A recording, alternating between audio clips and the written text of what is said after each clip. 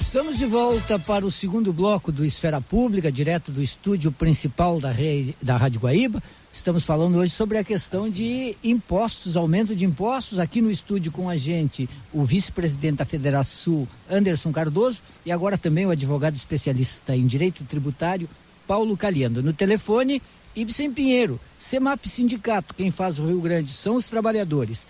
E de Gimer, você quer, a gente tem, informam a hora certa. 13:02. Antes, eu posso só fazer uma provocação, ou não sei, tu quer... diga. Em frente, Ibsen, não posso, deputado, deixar de lhe questionar uma questão. O senhor mencionou aqui no meio do seu argumento sobre a questão da elevação das alíquotas de ICMS, sobre a proposta do governo de extinção de fundações, que tem gerado aí uma grande mobilização de servidores e até da comunidade de Porto Alegre.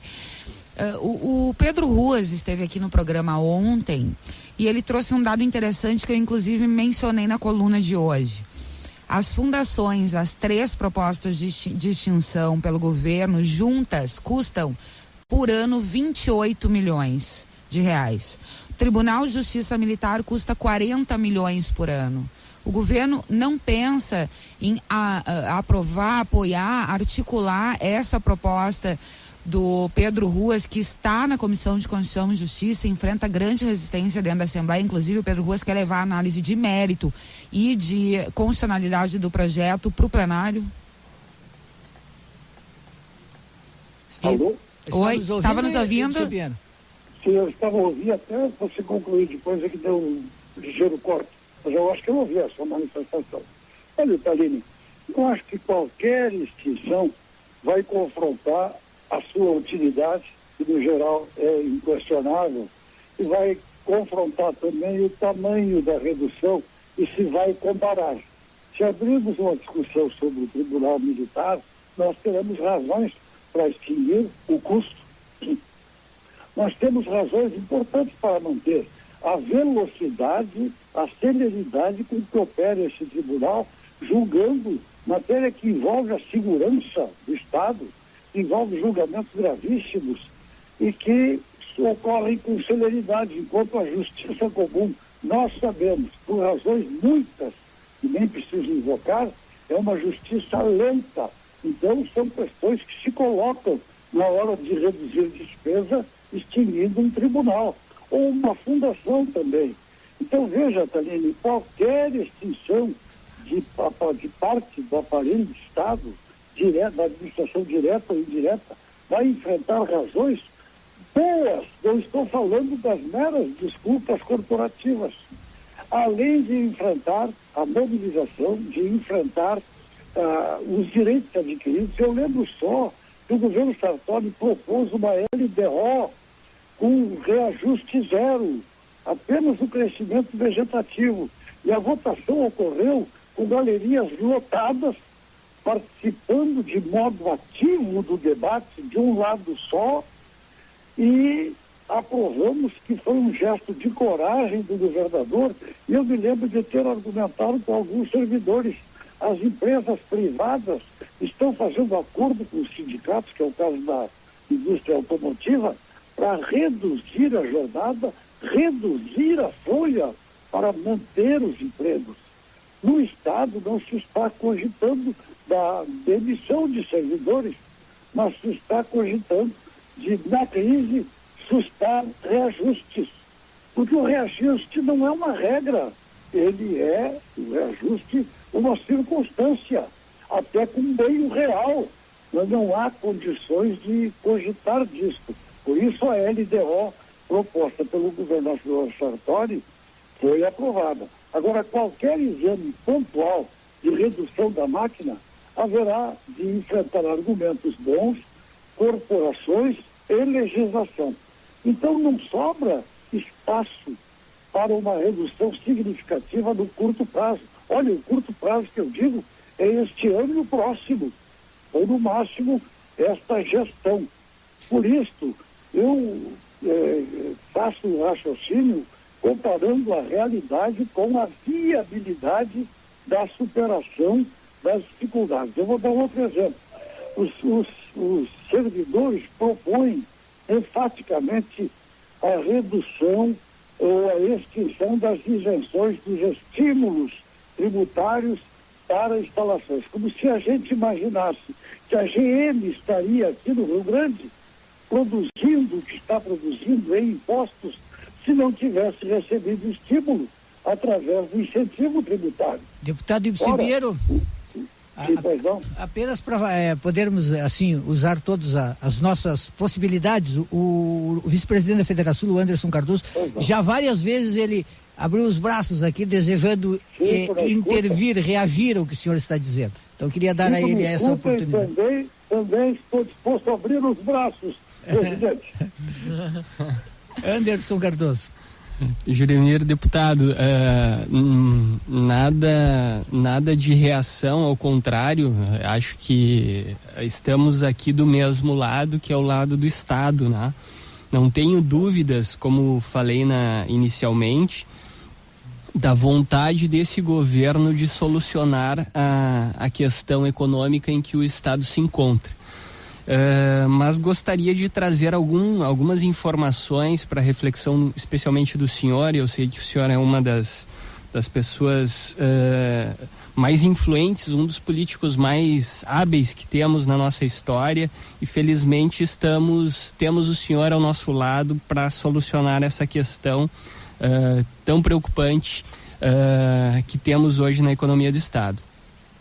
Mas apenas queria ponderar com o senhor que efetivamente o senhor traz uma observação que, ao seu ver, ou ao ver hoje do governo, não haveria uma perda de competitividade tão significativa ao se elevar uma alíquota de 17 para 18, alíquota básica, e de 25 para 30 no caso de energia e combustíveis. Agora, de nossa parte, acompanhando investimentos que vêm para o Estado e até aproveitando a sua última frase agora em relação à GM, eu gostaria de lhe colocar que sim, que faticamente essas alíquotas diferenciadas, elas pesam e pesam muito em favor do Estado do Rio Grande do Sul. Então, no momento em que nós nos igualamos em patamar de ICMS de energia elétrica e telecomunicações com estados como o senhor bem citou, Rio, São Paulo e Minas, que são os estados que estão diretamente localizados onde se encontram os polos consumidores do país, nós temos uma perda competitiva imensa. Tá? Hoje, a empresa que vem para o estado do Rio Grande do Sul e tem o seu mercado consumidor em Rio, São Paulo, ela está contando com esse diferencial de alíquotas para subsidiar o seu custo logístico. Isso é fato. Isso entra em planilhas de avaliação de qualquer empresa que venha se instalar aqui, e isso é histórico, né? Pelos investimentos que se instalam ao longo dos anos no estado do Rio Grande do Sul, nós vemos esse custo logístico sendo considerado. Tanto é assim que inúmeros são os benefícios relacionados ao frete, por exemplo, concedidos pelo estado do Rio Grande do Sul, justamente para fazer frente a esse custo logístico.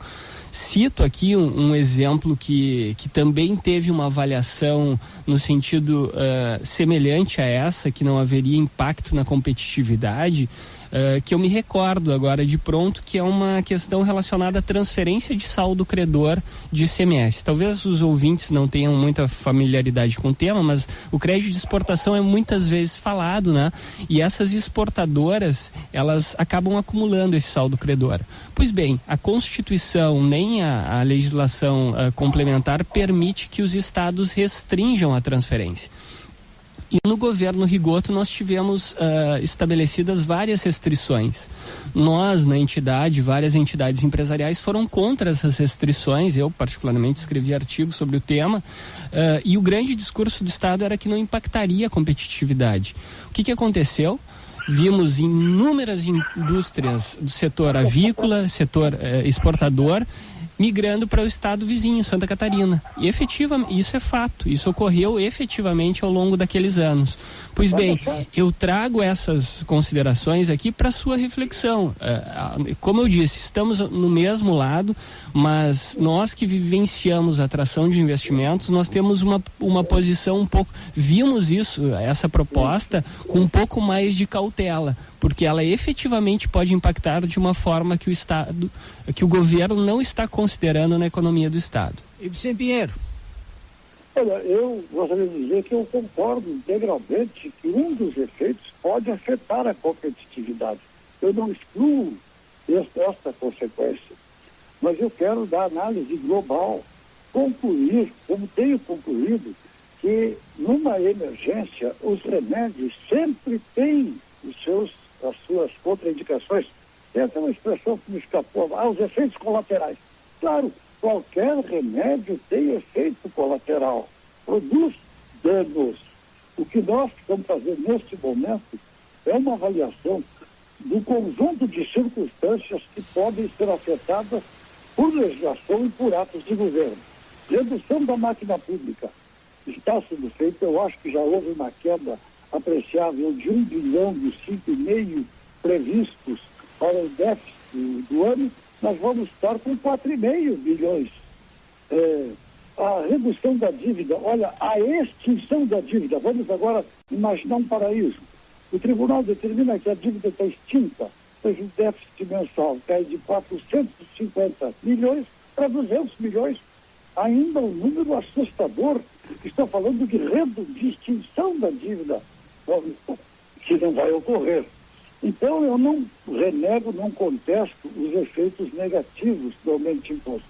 O que eu estou colocando é na balança dos dois lados a possibilidade de superação da crise. Redução da máquina, redução de prerrogativas e privilégios incompreensíveis, como alguém fazer uma carreira no serviço público e se aposentar com a remuneração do último posto, mas tendo contribuído desde o começo por níveis bem inferiores. O tempo de aposentadoria, mas isso não se enfrenta no curto prazo, só para o futuro. No curto prazo, o que sobra é a extinção de algumas instituições do Estado, algumas partes do aparelho estatal, a redução, por exemplo, de cerca de 50% na administração direta dos CCs. Mas isso adianta pouquíssimo você baixar de 3 mil CCs para 1.500. É uma redução que deve ser ínfima, mas é uma sinalização importante para que não se fará mais do mesmo.